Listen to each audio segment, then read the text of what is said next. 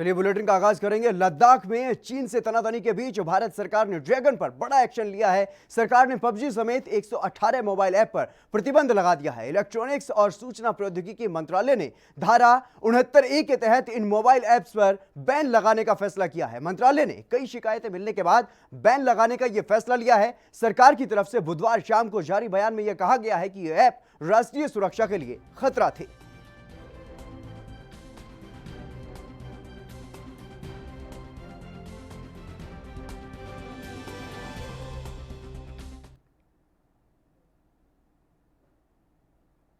Sushant case में हर दिन नए खुलासे हो रहे हैं। सुशांत सिंह राजपूत के पिता के सिंह के वकील विकास सिंह ने प्रेस कॉन्फ्रेंस कर सुशांत के परिवार का पक्ष रखा है। विकास सिंह ने यह कहा है कि एफआईआर में कहा गया है कि जब से रिया सुशांत की जिंदगी में आई उन्हें मानसिक परेशानी होनी शुरू हो गई और यह भी कहा गया कि रिया चक्रवर्ती जो भी दवाएं सुशांत को देती थी उनके बारे में परिवार को नहीं पता था। सुशांत की बहनों और पिता ने बयान जो मुंबई पुलिस को दर्ज कराए हैं वो भी अब सामने आए।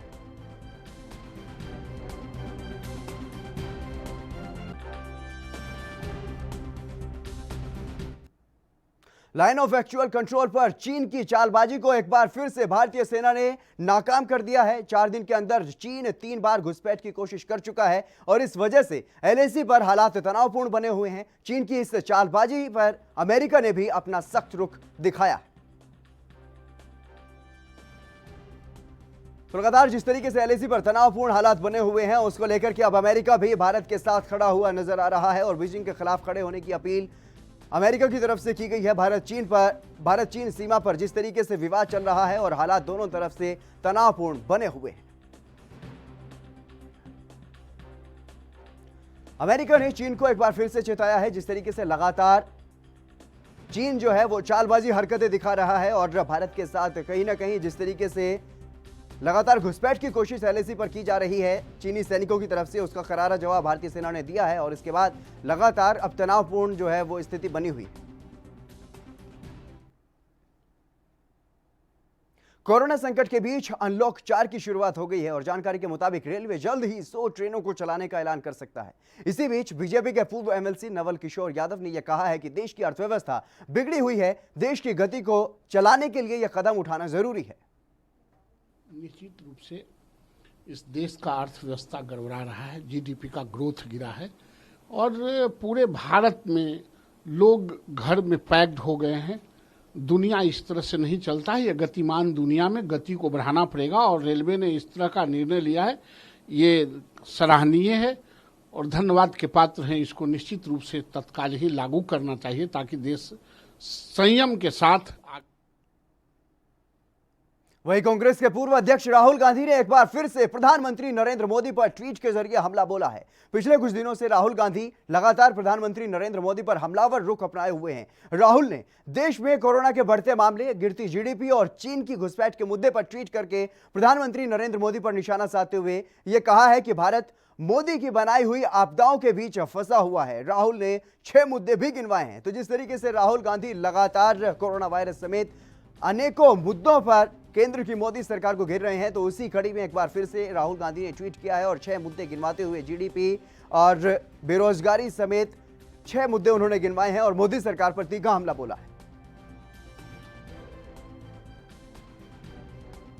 तो देश मोदी की बनाई हुई आपदाओं में फंसा हुआ है, ऐसा कहना है कांग्रेस के पूर्व अध्यक्ष राहुल गांधी का। राहुल गांधी लगातार जब से देश में कोरोना वायरस की जो रफ्तार बढ़ी है तब से ही प्रधानमंत्री नरेंद्र मोदी समेत और केंद्र सरकार पर लगातार निशाना साध रहे हैं और एक बार फिर से उन्होंने ट्वीट किया है और 6 मुद्दे गिनवाए हैं और यह कहा है कि भारत अब मोदी की बनाई हुई आपदाओं में फंसा हुआ है।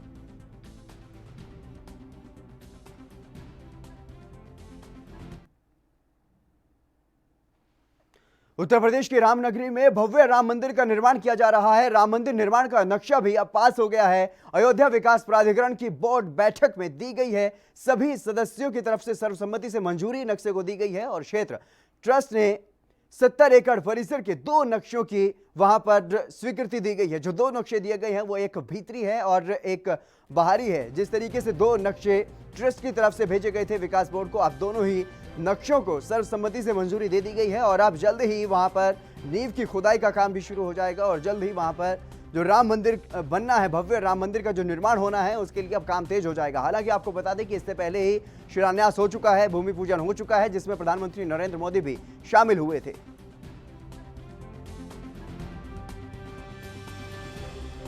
रामनगरी में भव्य राम मंदिर बनना है और उसको लेकर के अब एक बैठक हुई है। विकास बोर्ड की जो बैठक हुई है उससे 2 नक्शे ट्रस्ट की तरफ से भेजे गए थे राम मंदिर निर्माण को लेकर के। अब दोनों ही नक्शों को बोर्ड ने अपनी मंजूरी जो है वो दे दी है और दोनों ही नक्शों को पास कर दिया गया है। अब जल्द ही अयोध्या में राम मंदिर का निर्माण होता हुआ देखने को मिलेगा। हालांकि आपको बता दें कि इससे पहले ही भूमि पूजन जो है वो अयोध्या में हो चुका है।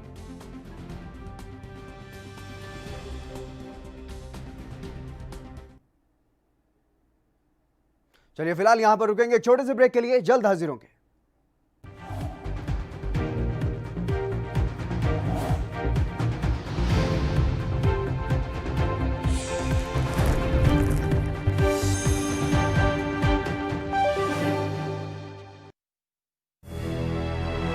लखनऊ से लेकर चंडीगढ़ तक, मुंबई से लेकर रायपुर तक, क्या है राजनीति की हलचल, क्या है समाज का मिजाज।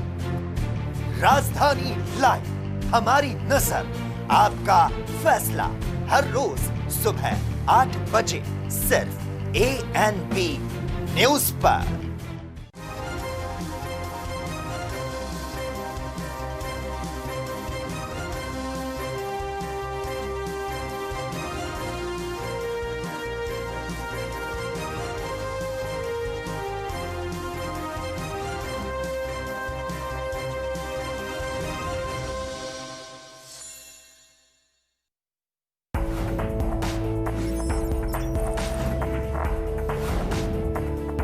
ब्रेक और ज्यादा खबरों के साथ देखिए ANP news in channel number पर।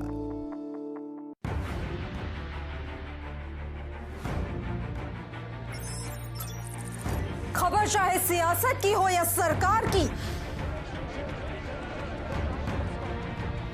खबर चाहे भ्रष्टाचार की हो या गुनहगार की, दिन भर में क्या रहा देश जगत का हाल, किस मुद्दे ने बनाई किसकी सरकार, रखते हैं हम सब पर नजर, पहुंचाते हैं हम हर खबर। हम हैं ANP न्यूज। लखनऊ से लेकर चंडीगढ़ तक, मुंबई से लेकर रायपुर तक, क्या है राजनीति की हलचल, क्या है समाज का मिजाज। राजधानी लाइव, हमारी नजर, आपका फैसला, हर रोज सुबह 8 बजे सिर्फ ANP न्यूज पर।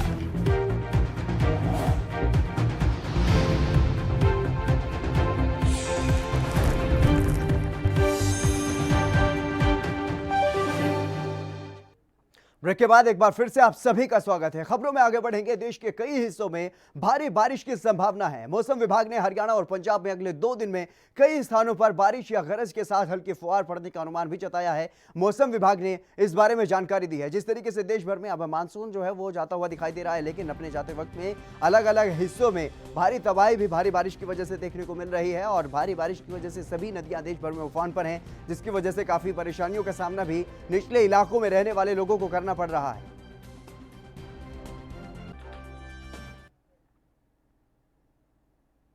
महाराष्ट्र के मुंबई में डोंगरवी इलाके में अचानक से एक इमारत गिर गई। 7 मंजिला इमारत वहां पर गिर गई और हिस्सा गिरने से एक महिला मलबे में फंस गई थी। मौके पर पहुंची फायर ब्रिगेड ने राहत और बचाव कार्य शुरू किया। ताश के पत्तों की तरह हुई धराशायी इमारत में कई लोग वहां पर फंसने की बात कही जा रही थी, लेकिन एक महिला जो फंसी थी उसको वहां से निकाल लिया गया।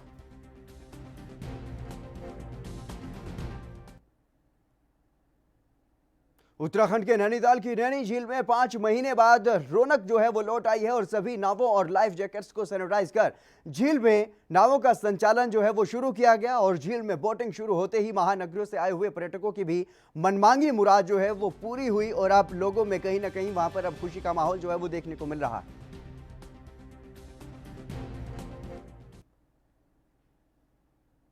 सरहद पर दुश्मनों की नापाक हरकतें बढ़ती जा रही हैं। जम्मू कश्मीर के राजौरी में एलओसी के पास पाकिस्तान की तरफ से गोलीबारी की गई और गोलीबारी में सेना के एक अधिकारी शहीद हो गए। जवाबी कार्रवाई में पाकिस्तान के कर्मी भी हताहत हुए हैं। तो जिस तरीके से लगातार एलओसी पर सीज फायर का उल्लंघन किया जा रहा है, फायरिंग की जा रही है, तो वहां पर भारतीय सेना भी मुंहतोड़ जवाब नापाक दुश्मनों को दे रही है।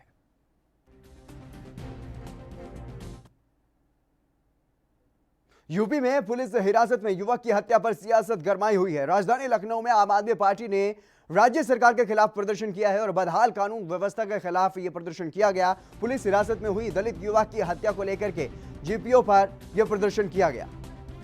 तो लगातार उत्तर प्रदेश में विपक्ष जो है वो सरकार को घेरने पर लामबंद है और जिस तरीके से अपराध का जो ग्राफ है वो बढ़ता जा रहा है उत्तर प्रदेश में, उसी को लेकर के विपक्ष लगातार योगी सरकार पर हमलावर है। बिहार विधानसभा चुनाव में पूर्व मुख्यमंत्री और हिंदुस्तानी आवाम मोर्चा के प्रमुख जीतन राम मांझी ने यह तय किया है कि अपना राजनीतिक सहयोगी गठबंधन को लेकर के लगाए जा रहे थे कई तरह के कयास, लेकिन अब गठबंधन की पुष्टि होने के साथ इन सारे कयासों पर विराम लग गया है।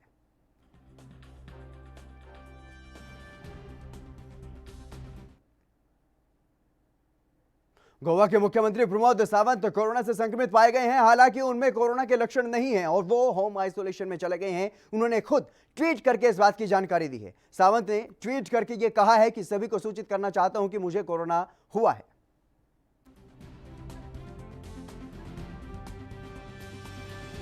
तो लगातार जिस तरीके से कोरोना महामारी बढ़ती हुई नजर आ रही है और कोरोना की चपेट में कोई भी आ सकता है, इस बात के लगातार कयास लगाए जाते रहे हैं और जिस तरीके से देश भर में अलग अलग राज्यों के कई मुख्यमंत्रियों को अब तक कोरोना पॉजिटिव हो चुका है, तो ऐसे ही गोवा के सीएम भी अब कोरोना संक्रमित पाए गए हैं। हालांकि उनमें कोई भी लक्षण अभी तक दिखाई नहीं दिया है, लेकिन टेस्ट में वो पॉजिटिव पाए गए हैं और वो खुद होम आइसोलेशन में चले गए हैं। इस बात की जानकारी उन्होंने खुद ट्वीट करके दी।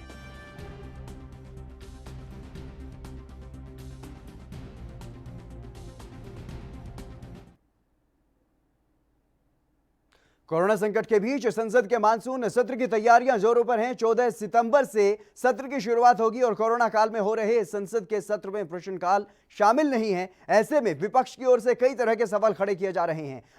इस मसले पर कांग्रेस सांसद शशि थरूर से लेकर के टीएमसी के नेताओं ने सरकार को घेरा है। हिसाब से हम ग्रोसरी सप्लाई करेंगे। मध्य प्रदेश के उज्जैन में मौजूदा महाकालेश्वर मंदिर मामले में सुप्रीम कोर्ट ने अपना फैसला सुनाया है। सुप्रीम कोर्ट ने मंदिर प्रशासन को 8 सुझावों पर अमल करने को हरी झंडी दे दी है और मंदिर प्रशासन को दिए गए 8 सुझाव: शिवलिंग पर श्रद्धालु 500 मिलीमीटर से ज्यादा नहीं चढ़ाएंगे जल और शिवलिंग पर घी, चीनी का पाउडर लगाने की भी इजाजत नहीं है।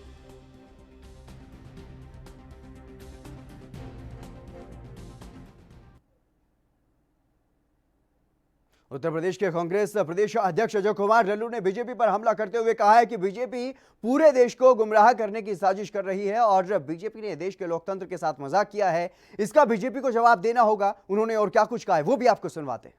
गुमराह करने की एक साजिश है, जहां रविशंकर प्रसाद जी ने चिट्ठी लिखा है,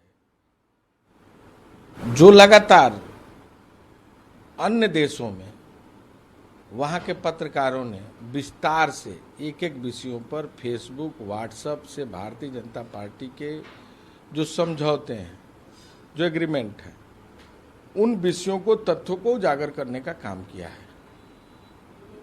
इन विषयों पर सरकार को यह स्पष्ट करना चाहिए कि जिस तरह अंबानी ने अपना शेयर होल्डर उसमें स्थापित कर उसे विकसित करने का जिम्मा लिया है, भारतीय जनता पार्टी का कितना पैसा उसमें इन्वेस्ट हुआ है और जो आदरणीय राहुल गांधी जी ने लगातार जिन विषयों और मुद्दों पर जानकारी चाहिए, सरकार को इसको बताना होगा। वो गुमराह न करें देश को और स्थिति स्पष्ट करें उन्होंने किस एवज में, किस हालात में, किन परिस्थितियों में देश। वहीं कांग्रेस प्रवक्ता राजेश राठौर ने सुशांत केस पर कहा है कि बॉलीवुड में कितने अपराधी हैं और बॉलीवुड में ड्रग्स के अलावा और क्या क्या होता है, सब सीबीआई जांच में साफ होगा। उन्होंने और क्या कुछ कहा है वो भी आपको सुनवाते हैं। देखिए, पहले ही दिनों से जिस दिन सुशांत सिंह की मौत हुई उसी दिन आशंका मैंने ट्विटर किया और लगातार हम लोगों ने, खासकर मैंने कई बार सीबीआई की जांच की कि सवाल सुशांत सिंह तक का नहीं है, यह बॉलीवुड के किन माफियाओं का हाथ है। किन किन अपराधों में बॉलीवुड के लोग लगे हैं, तो ये सीबीआई जांच से स्पष्ट हो जाएगा। हम तमाम राजनीतिक दलों के लोगों को धर्म बनता है कि आप इसमें राजनीतिक ज्ञान न दें। जो सीबीआई के जांच आ रहे हैं उसमें कौन दोषी हो रहे हैं, कौन कौन से रूप ले रहे हैं, ड्रग्स से लेकर ड्रग्स तक आया, हो सकता है मामला और बाहर तक जाए दूसरे चीजों में, तो उसका प्रतीक्षा करना चाहिए। और तब हमको लगता है कि भारत के लोगों को लगेगा कि बॉलीवुड और हॉलीवुड सिर्फ मनोरंजन का ही केंद्र नहीं है। समाजवादी पार्टी के प्रवक्ता सुनील यादव ने बीजेपी पर हमला करते हुए कहा है कि बीजेपी में ज्यादातर लोग झूठ बोलने वाले हैं। साथ ही उन्होंने केंद्रीय मंत्री रविशंकर प्रसाद पर भी पलटवार करते हुए कहा है कि वो झूठ बोलते हैं, उस पर तकलीफ होती है और हंसी भी आती है। उन्होंने और क्या कुछ कहा है वो भी आप सुनिए। देखिए, माननीय रविशंकर प्रसाद जी बहुत सीनियर और बहुत गंभीर नेता हैं। जब वो इस तरीके की कोई बात कहते हैं तो अपने आप में उनके व्यक्तित्व से टैली नहीं करती। ठीक है, भारतीय जनता पार्टी में ज़्यादातर लोग झूठ बोलने वाले हैं, लेकिन रविशंकर प्रसाद जैसा नेता जब झूठ बोलता है तो तकलीफ भी होती है और हंसी भी आती है। क्योंकि फेसबुक और व्हाट्सएप का अगर सबसे ज़्यादा उपयोग किसी ने हेट पॉलिटिक्स के लिए किया है, नफरत की राजनीति के लिए किया है, तो वो भारतीय जनता पार्टी ने किया है। तब उल्टा चोर कोतवाल को ही डांट रहा है। तो आखिर ये बात क्यों उनको कहनी पड़ी या भारतीय जनता पार्टी को क्यों कहनी पड़ रही है, ये अपने आप में एक बड़ा सवाल है। फेसबुक पर जो हेट स्पीच का विवाद अब लगातार बढ़ता जा रहा है। कांग्रेस और भारतीय जनता पार्टी के बाद अब तृणमूल कांग्रेस ने भी फेसबुक के प्रमुख मार्क जुकरबर्ग को चिट्ठी लिखी है। टीएमसी ने यह आरोप लगाया है और कहा है कि फेसबुक बीजेपी के पक्ष में काम कर रही है।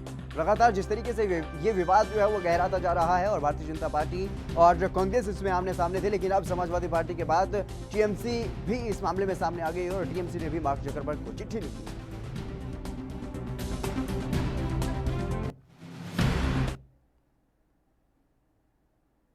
पश्चिम बंगाल के मेदिनीपुर में भारी बारिश और पानी के तेज बहाव के कारण टूट गया है मेदिनीपुर का एक पुल। नदी के दोनों तरफ कई गांव हैं, जिसके कारण स्थानीय लोगों को अब भारी परेशानी वहां पर आने जाने में करनी पड़ेगी, क्योंकि किसी दूसरे पुल के लिए अब कई किलोमीटर ज्यादा दूर का सफर उन्हें तय करना पड़ेगा।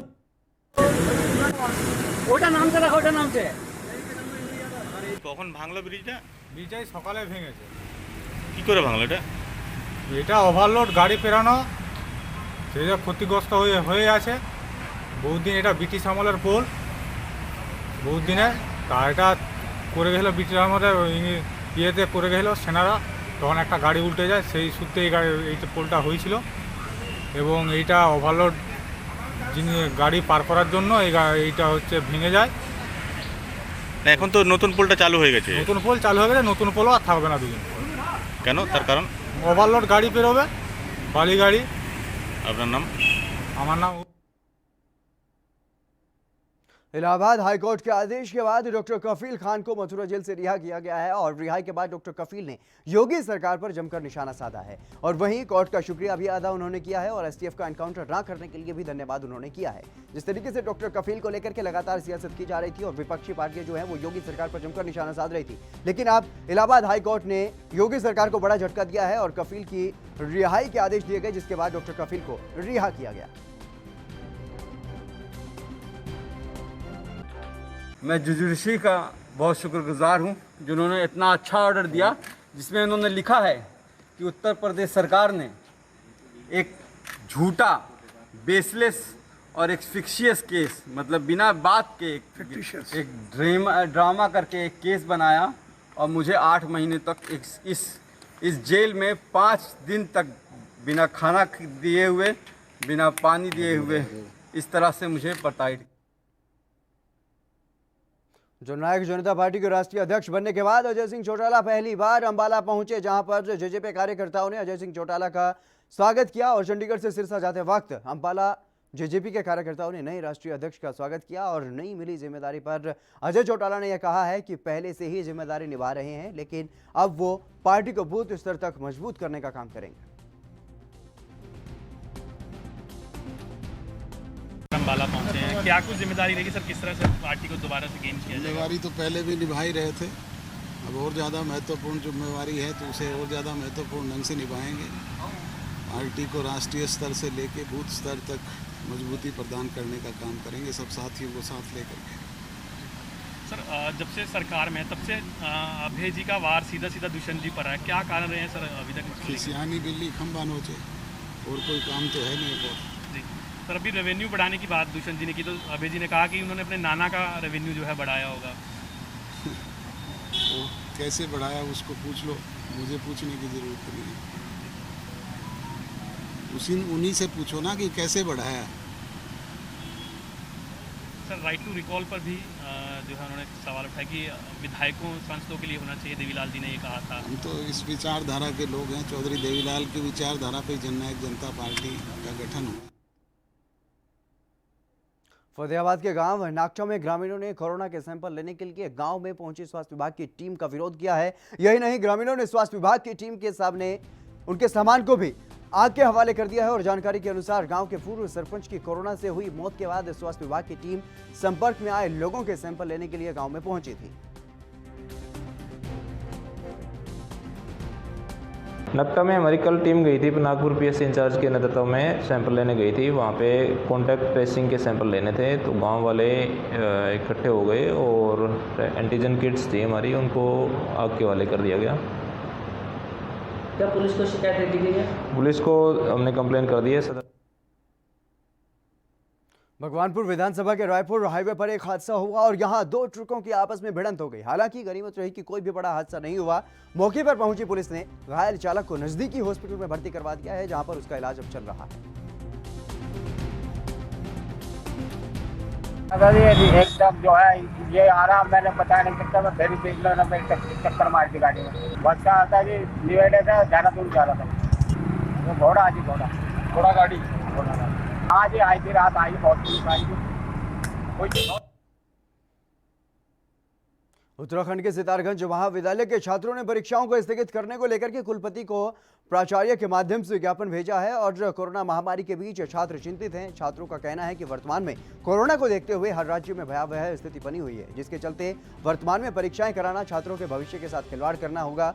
और साथ ही ये भी कहा गया है कि ऐसे समय में परीक्षाएं कराई जाती हैं तो इसका दुष्प्रभाव छात्र छात्राओं पर पड़ेगा।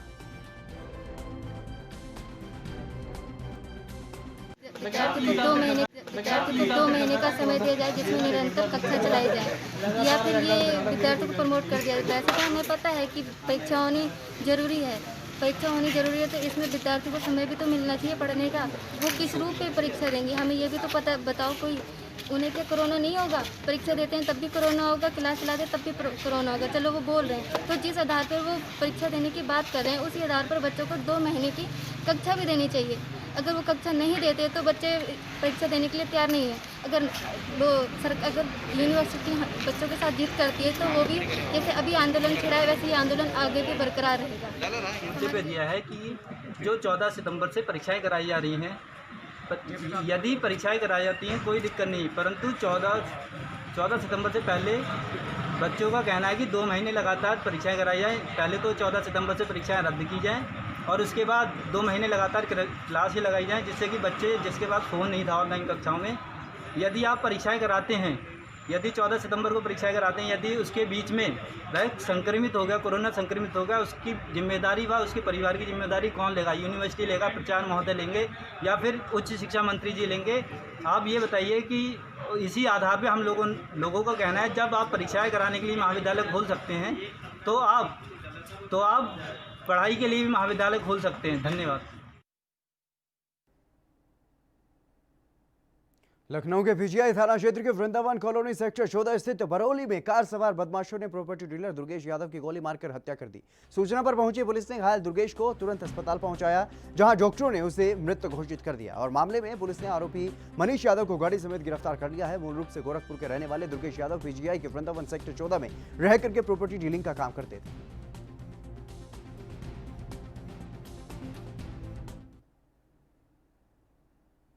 चलिए फिलहाल यहां रुकेंगे एक छोटे से ब्रेक के लिए, जल्द हाजिर होंगे।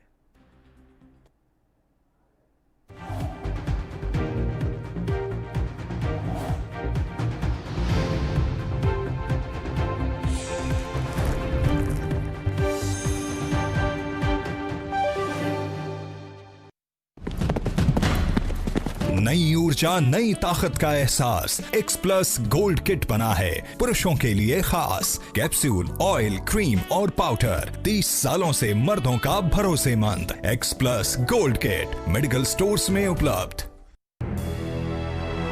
लखनऊ से लेकर चंडीगढ़ तक, मुंबई से लेकर रायपुर तक, क्या है राजनीति की हलचल, क्या है समाज का मिजाज। राजधानी लाइव, हमारी नजर, आपका फैसला, हर रोज सुबह 8 बजे सिर्फ ANP न्यूज पर।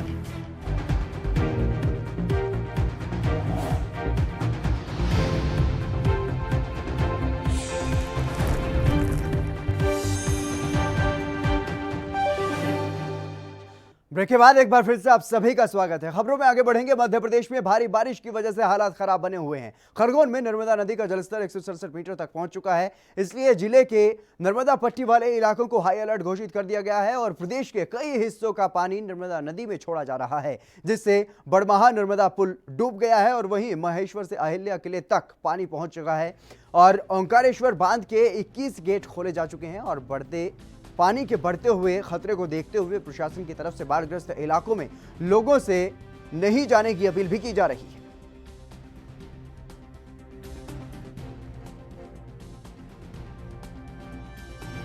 तो लगातार अलग अलग हिस्सों में देखने को मिल रहा है कि बाढ़ जैसी स्थिति बनी हुई है और जिस तरीके से नदियों का जलस्तर बढ़ रहा है उससे भारी समस्या जो आसपास के जो सटे हुए इलाके हैं या जो निचले इलाके हैं वहां पर बनी हुई है और इसी को लेकर के जो आम लोग वहां पर रहने वाले हैं उनको हाई अलर्ट की अब चेतावनी दे दी गई है और साथ ही पानी के नजदीक ना जाने को भी कहा गया।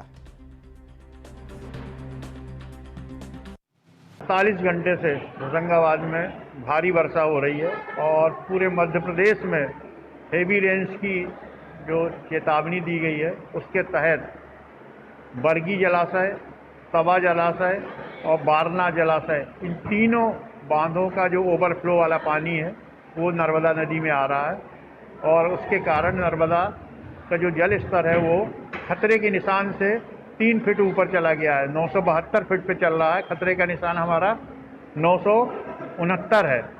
तो बाढ़ की स्थिति निर्मित हो गई है। निचले इलाकों में पानी भर रहा है, बैक वाटर है जो वो भर रहा है।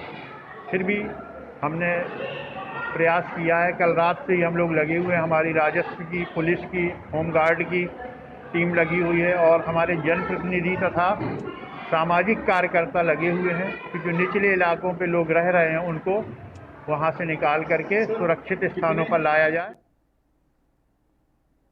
वहीं मध्य प्रदेश के मुख्यमंत्री शिवराज सिंह चौहान ने सीहोर जिले के शाहगंज में बाढ़ प्रभावित इलाके का दौरा किया और बाढ़ प्रभावित लोगों से उन्होंने बातचीत की है। शिवराज सिंह चौहान ने यह कहा है कि जो परिवार बाढ़ से पीड़ित हुए हैं उन्हें मुआवजा दिया जाएगा और साथ ही उन्होंने कांग्रेस पर हमला करते हुए कहा है कि कांग्रेस ने मुश्किल के समय घर में ही कांग्रेस के लोग रहे हैं।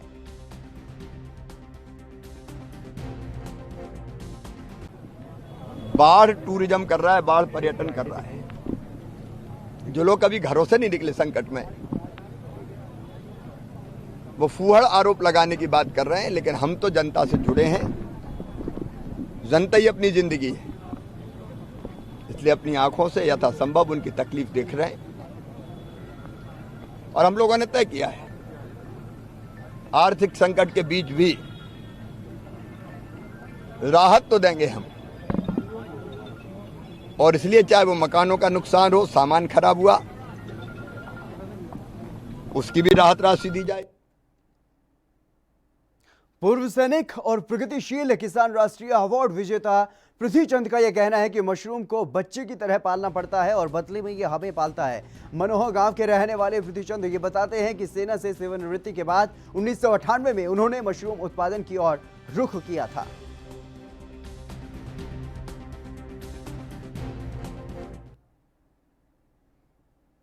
वहीं हरियाणा के पानीपत में गांव फरीदपुर में 1500 रुपए के लेन देन के चलते महिला की हत्या का मामला सामने आया है। परिजनों ने बताया है कि उन्हें पड़ोस में ही रहने वाले एक डेयरी मालिक के दूध के पैसे देने थे और पैसे को लेने देने के लिए डेयरी मालिक 2 अन्य साथियों के साथ महिला के घर पर पहुंचा और मारपीट शुरू कर दी। इस मारपीट में महिला की मौत हो गई।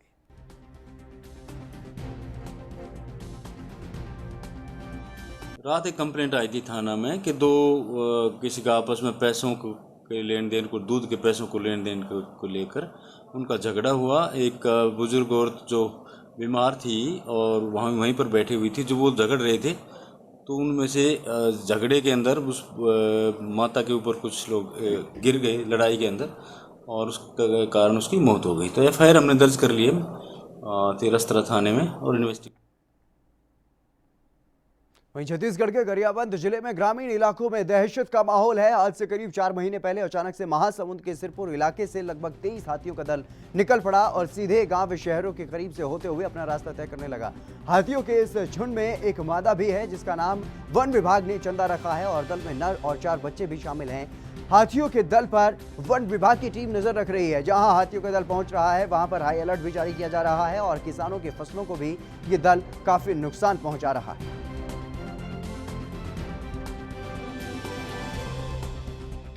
कारण हो सकता है यहाँ पे उनका सुरक्षित क्षेत्र मान करके वो लोग इस क्षेत्र को पुनः चयन किए हैं। वो लोग यहाँ उनके लायक क्षेत्र अच्छा उचित लगा, इसलिए इस क्षेत्र में पुनः विचरण कर रहे हैं। इधर क्षेत्र में प्रवेश किए हैं लोग। तो सर अभी जैसे आए हैं, अभी हाथी आज रात का ये है मूवमेंट है उनका, तो यहाँ पे जहाँ रुके थे जो डैम है यहाँ पे अमेठी ग्राम पंचायत के अंतर्गत, वहाँ कुछ नुकसान भी किए हैं क्या? ऐसा ग्रामीणों का कहना है, ऐसा हमारा सूत्र बताते हैं। नहीं, अभी तक तो कोई जानकारी नहीं मिली है। ये जो है कल गुंडादी डैम होके ये लोग आए हैं और रमई पाट के आसपास रुके हुए हैं, विचरण कर रहे हैं। अब शाम के बाद इनका परफेक्ट मूवमेंट पता लग पाएगा। वर्तमान में अभी तो फिलहाल कोरोना काल में पुलिस प्रशासन ने हर तरह से अपनी ड्यूटी निभाई है, पूरी जिम्मेदारी के साथ जनता की सेवा भी की है और अब गुजरात के सूरत में पुलिस ने एक और कदम उठाया है। कोरोना संक्रमण के ठीक हो चुके पुलिस कर्मचारियों और अधिकारियों ने प्लाज्मा दान करने का फैसला लिया है। सभी अपनी मर्जी से अपना प्लाज्मा दान कर रहे हैं ताकि मरीजों का इलाज हो सके और कोरोना महामारी से लोगों को मुक्ति मिल सके।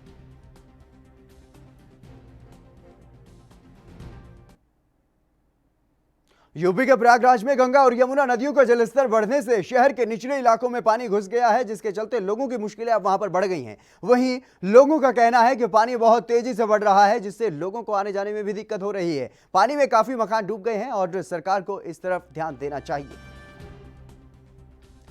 तो लगातार जो लोग इस मुसीबत से जूझ रहे हैं, जिनके घर पानी में डूब चुके हैं या जिन लोगों को पानी से दो चार होना पड़ रहा है, क्योंकि लगातार जिस तरीके से गंगा और यमुना का जलस्तर जो बढ़ रहा है, प्रयागराज में जो निचले इलाके हैं वहां पर पानी पहुंच चुका है। आम लोगों को काफी परेशानियों का सामना वहां पर करना पड़ रहा है और इसी को लेकर के आम लोग अब गुहार लगा रहे हैं सरकार से कि सरकार को इस तरफ ध्यान देना चाहिए और उन लोगों की मदद भी अब करनी चाहिए। उनको कहीं सुरक्षित जगहों पर पहुंचाना चाहिए और उनके लिए कुछ ना कुछ राहत का इंतजाम किया जाना चाहिए।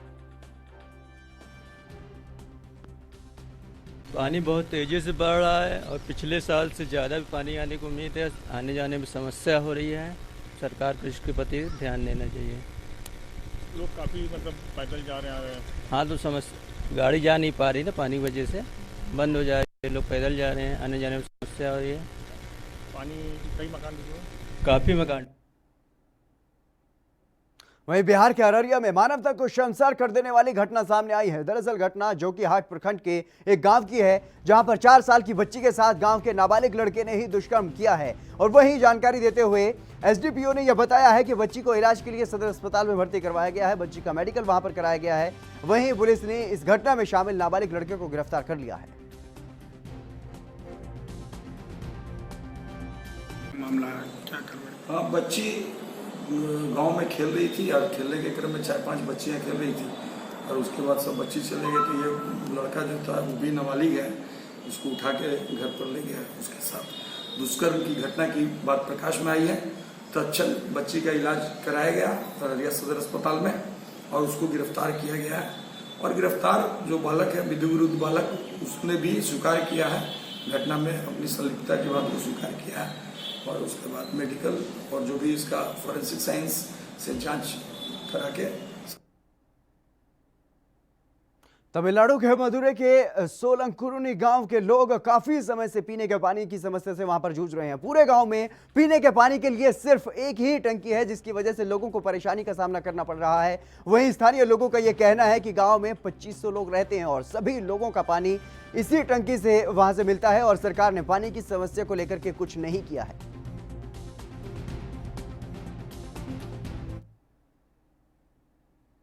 उत्तराखंड सरकार से नाराज अपनी मांग को लेकर के दिल्ली में 15 से अधिक बीजेपी के विधायक दिल्ली पहुंच चुके हैं और वहीं नाराज विधायक बिशन सिंह चौफाल ने बीजेपी के राष्ट्रीय अध्यक्ष जेपी नड्डा से मुलाकात की है। सूत्रों की माने तो बीजेपी के कई विधायक त्रिवेंद्र सिंह रावत से नाराज होते हुए दिखाई दे रहे हैं और उनका आरोप है कि प्रदेश में भ्रष्टाचार के कारण उनके विधानसभा क्षेत्र में काम नहीं हो पा रहे हैं और अधिकारी अपनी मनमानी करते हुए दिख रहे हैं।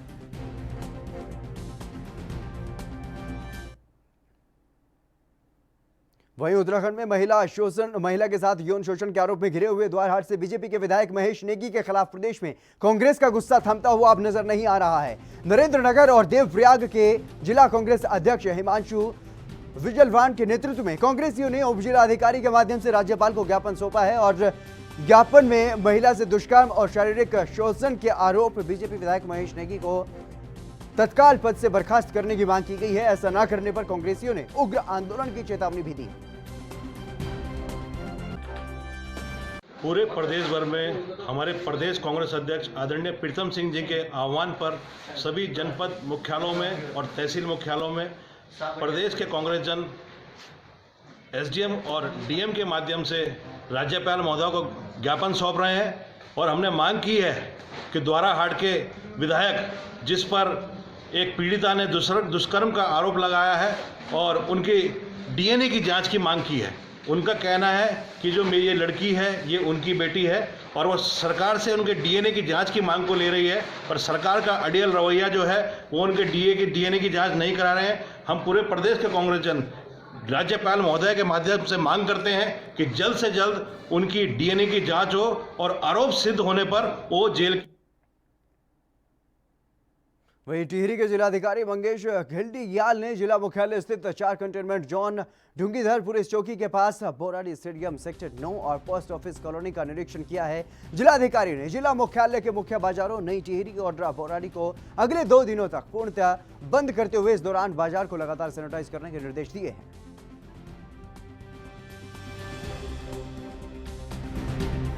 को लेकर के आज की डेट में 5 हमारे कंटेनमेंट जोन है जो अभी एक्टिव है।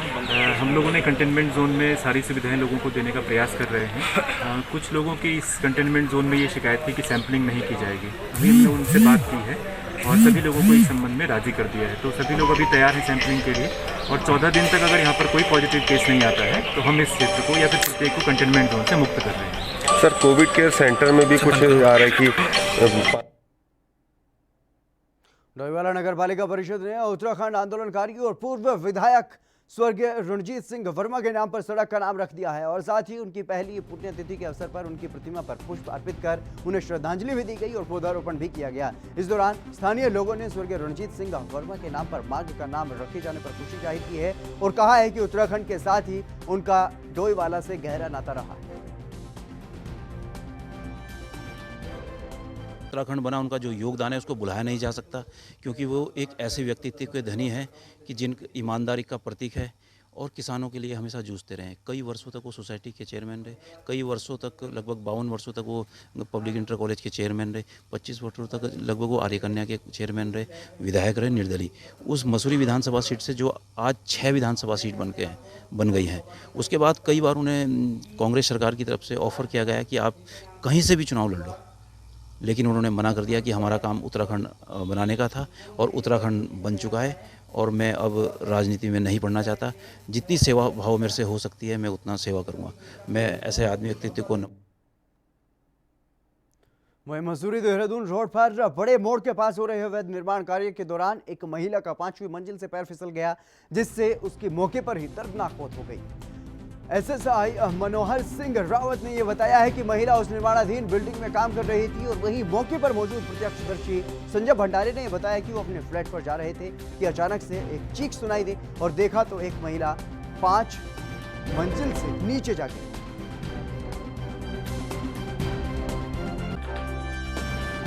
ये रॉयल ऑर्चिड एक होटल है मसूरी में, जो अभी निर्माणाधीन है। तो इसमें कुछ लेबर्स काम कर रहे थे, जिसमें एक कलावती नाम की महिला आज काम करते हुए एक प्लेट खिसकने के दौरान वो छत से गिर गई और छत से गिर के नीचे उसकी डेथ हो गई। क्या ब्रॉड डेड? हाँ, जब उसे लाया गया तो ये ब्रॉड डेड ही है। तो आगे क्या कार्रवाई की जाएगी सर? आगे अब देखिए इनके जो फैमिली मेम्बर्स हैं, इसमें ये एक्चुअली क्या है कि इसमें जो छोटा ठेकेदार है वो इन्हीं के फैमिली मेम्बर है वो ससुर है, मतलब कह रहे हैं मतलब ये कि इसके फादर है, जो एक्सपायर हुए उसके फादर है। तो देखिए उनकी तरफ से क्या जो भी हुआ है। पीलीभीत में भूमि विकास बैंक के चुनाव के बाद मतगणना के समय बीजेपी नेताओं की गुंडागर्दी देखने को मिली है। अपने समर्थित प्रत्याशी को हारते हुए देख बीजेपी नेताओं ने प्रशासन पर धांधली का आरोप लगाया और मतगणना स्थल पर ही हंगामा करने लगे। यही नहीं, बीजेपी नेता पुलिस क्षेत्राधिकारी और भारी पुलिस बल के सामने ही मतगणना कर्मियों को गाली गलौज भी करते हुए दिखाई दिए। लेकिन प्रशासन ने मतगणना करने के बाद समाजवादी पार्टी के प्रत्याशी को विजयी घोषित कर दिया।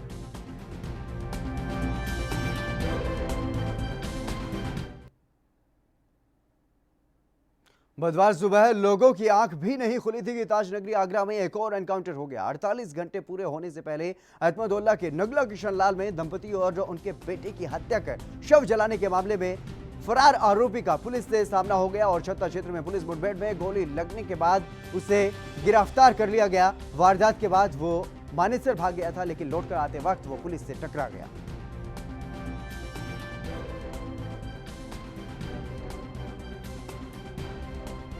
देखिए, अहमदुल्ला थाना क्षेत्र में 2 दिन पहले एक ट्रिपल मर्डर को अंजाम दिया गया था। कल 2 व्यक्तियों की गिरफ्तारी एक मुठभेड़ में हुई थी, सुभाष और वकील। तीसरा जो एक मुख्य आरोपी है गजेंद्र सन ऑफ वीरपाल, उसकी आज एक खबर थी कि वो रामबाग की तरफ से जीवनी मंडी की ओर आ रहा है। कहीं बाहर से आया था, अपनी बाइक पे सवार है। जब थाना अहमदुल्ला और एसओजी की टीम ने थाना छत्ता को इसमें के बारे में इन्फॉर्म कर दिया तो उस व्यक्ति को रोकने की भी कोशिश की, परंतु वो रुका नहीं और उसने फायरिंग शुरू कर दी। जवाबी कार्रवाई में मुठभेड़ में उसको भी चोट आई है। उसको एसएन मेडिकल में भर्ती किया गया है। उसके पास से एक अवैध तमंचा, एक मोटरसाइकिल और एक मोबाइल फ़ोन रिकवर हुआ है और साथ ही में एसएचओ छत्ता को भी हल्की चोटें आई है। इसमें क्या भूमिका रही सर इस आरोपी की? देखिए, ये one of the main accused है इस केस में। जितना पहले 2 अभियुक्तों की इसमें इन्वॉल्वमेंट है, उतना ही इसका भी इन्वॉल्वमेंट है और अभी इससे इंट्रोगेशन भी किया। बुलंदशहर में शिकारपुर थाना क्षेत्र के गांव जखेता में एक छात्रा ने जहरीला पदार्थ खाकर के जान दे दी। आरोप है कि छात्रा गांव के ही 3 मंचलों से परेशान थी और लगातार इनके उत्पीड़न बढ़ते जा रहे थे और परेशान होकर के छात्रा ने मौत को गले लगा लिया है। परिजनों ने छात्रा के साथ सामूहिक दुष्कर्म के आरोप भी लगाए हैं और पुलिस ने तीनों युवकों के खिलाफ मुकदमा दर्ज कर लिया है।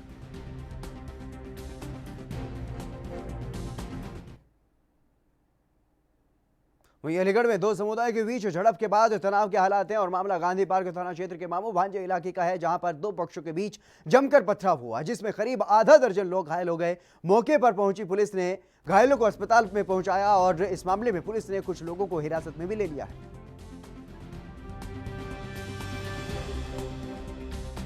ये देखिए, समुदायों के बीच की बात नहीं है, ये 2 पक्षों के बीच की बात है। इसमें आपस में किसी छोटी सी कहासुनी को लेके वाद विवाद हुई, गाली गलौज हुआ, मारपीट हुई और किसी ने एक दूसरे के ऊपर पत्थर भी फेंके हैं।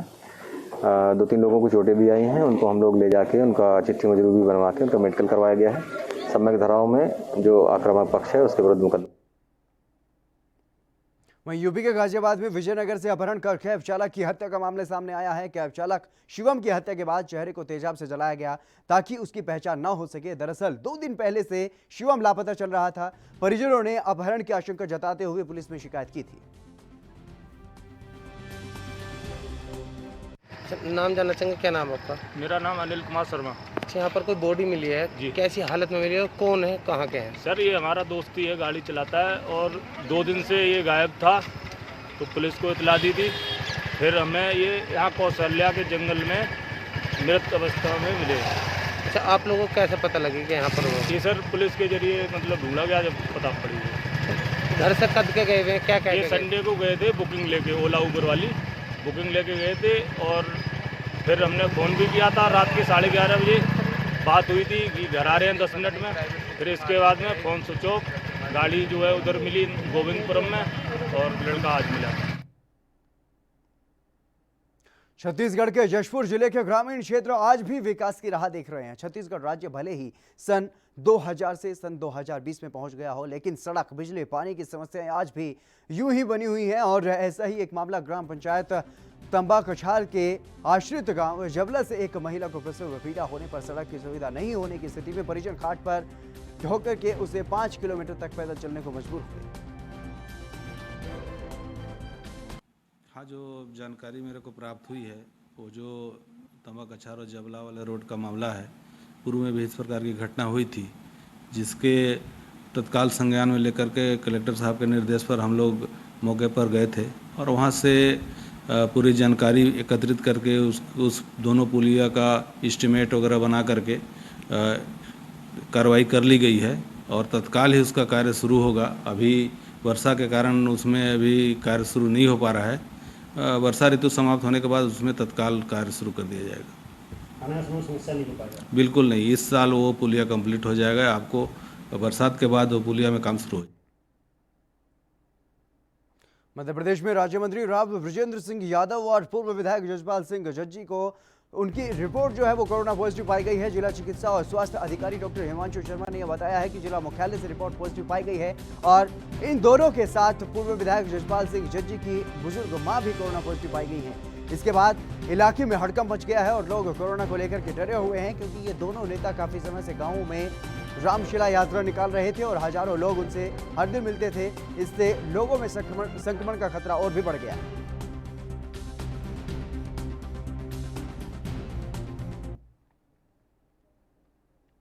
छत्तीसगढ़ के राजनांदगांव जिले में लगातार बढ़ रहे कोरोना संक्रमण से रोकथाम के लिए जिले में लगातार टेस्टिंग बढ़ाई जा रही है और दरअसल जांच की शुरुआत शहर के व्यस्ततम रेलवे चौक से हुई है, जहां पर व्यापारियों की कोरोना जांच की गई है। और वहीं डोंगरगढ़ तहसील के अविनाश ठाकुर ने यह बताया है कि लगातार शहर में भीड़ भाड़ वाले इलाकों में कैंप लगाए जा रहे हैं, जिसमें दुकानदारों की जांच स्पॉट पर की जा रही है।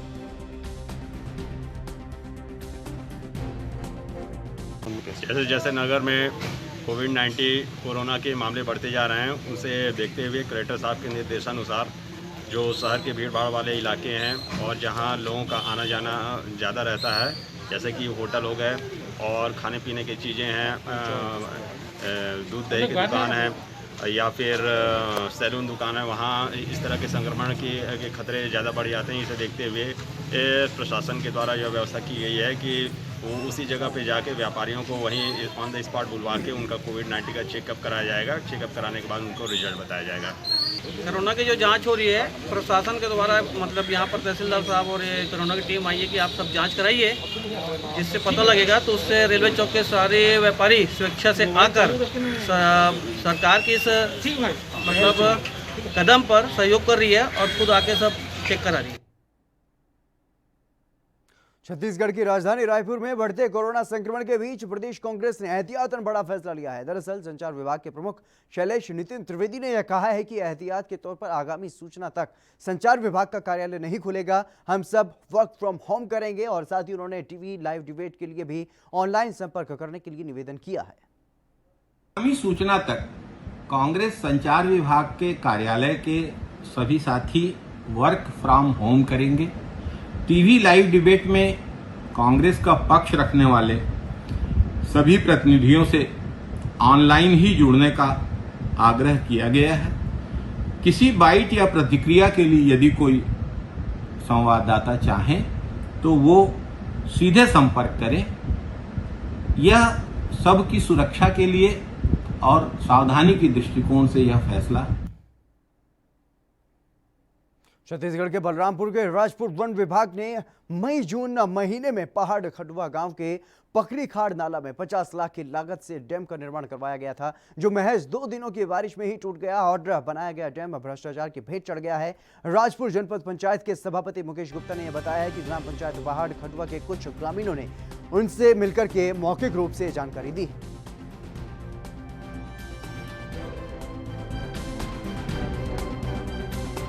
एक सप्ताह पहले जब पता चला, जो हमारा राजपुर वन परिक्षेत्र के जितने कर्मचारी और अधिकारी थे उनका एक मीटिंग रखा गया था, तो वहीं पे हमको जानकारी लगा। तो हमने जब वन मंडलाधिकारी उप वन मंडलाधिकारी राजपुर उनसे जब जानकारी मांगा तो उन्होंने कुछ गोलमोल तरीके से जवाब दिया और इस तरीके से भ्रष्टाचार सहन नहीं किया जाएगा।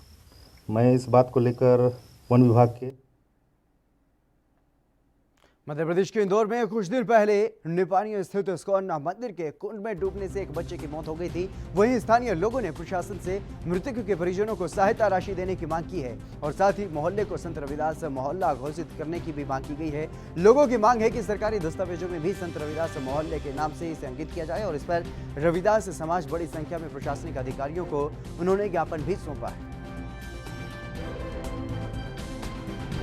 इसमें भोला सोलंकी 14 वर्षीय दलित बालक की मृत्यु डूबने से हो गई थी, जिसको लेकर पूरा समाज यहां पर सहायता राशि मांगने आए थे माननीय कलेक्टर इंदौर से और उसके लिए माननीय तहसीलदार सुदीप जी मीणा को हमने ज्ञापन दिया। कलेक्टर की अनुपस्थिति में मीणा जी ने हमारी मांगों को सुना है और स्वीकार भी किया है और उन्होंने जल्द से जल्द राहत राशि मंजूर भी की है कि 4 लाख रुपये जो राजपत्र में जो पुस्तक है वो राजस्व पुस्तक के अनुसार हमारे दलित वर्ग के बच्चे के देहांत पर आकस्मिक मृत्यु पर 4 लाख रुपए की राशि का प्रावधान है वो दिया जाएगा तथा खजराना में जो हमारा परिवार हमारा समाज दलित समाज रहता है, हमारा वाल्मीकि समाज, रविदास समाज, भलाई समाज रहता है, लगभग 500 से ज़्यादा परिवार वहाँ पर निवास करते हैं, उसको चमार मोहल्ला कहा जाता है और हमें वह सुनने में जो है बुरा लगता है। हमारे मतदाता परिचय पत्र में, राशन कार्ड में तथा बच्चों के स्कूलों में भी जो है चमार मोहल्ले के नाम से संबोधित किया जाता है, जो हमारे को अत्यंत बुरा लगता है। हमें ऐसा लगता है अपमानित जैसा महसूस होता है। तो उसको लेकर हमने मार्च 2019 में भी यहाँ पर माननीय कलेक्टर को ज्ञापन दिया था कि चमार मोहल्ले को बदलकर हमारे महापुरुष के नाम से इस मोहल्ले को किया जाए संत रविदास। यूपी के बुलंदशहर में आम आदमी पार्टी कार्यकर्ताओं ने जोरदार प्रदर्शन किया है। दरअसल पार्टी कार्यकर्ताओं का यह कहना है कि राज्य में कानून की व्यवस्था जो है वो बिगड़ती जा रही है, जिसके चलते सूबे में अपराध लगातार बढ़ रहे हैं और सरकार को आम आदमी पार्टी ने सरकार के खिलाफ जो है वो जमकर के प्रदर्शन किया है और वहीं आम आदमी पार्टी के कार्यकर्ताओं ने सरकार के खिलाफ जमकर नारेबाजी की है और बुलंदशहर कलेक्ट्रेट में ज्ञापन भी सौंपा है।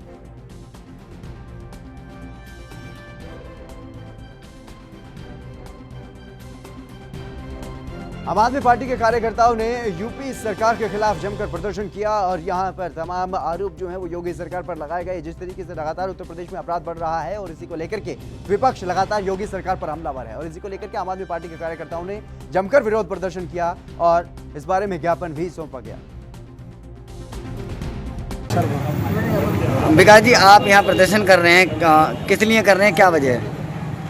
आज पूरे प्रदेश भर में आम आदमी पार्टी योगी सरकार की कानून व्यवस्था की जो हालत कर दी है उसके खिलाफ प्रदर्शन कर रही है। जगह जगह हत्याएं, लूट, आतंक का बोलबाला है। प्रशासन पूरी तरह से ध्वस्त हो चुका है।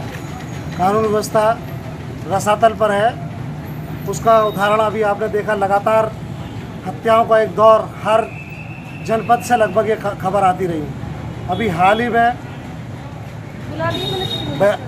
ही में रायबरेली के लाल। चलिए फिलहाल इस खास कार्यक्रम में बस इतना ही। आप बने रहिए ANP न्यूज के साथ। मुझे दीजिए इजाजत। नमस्कार।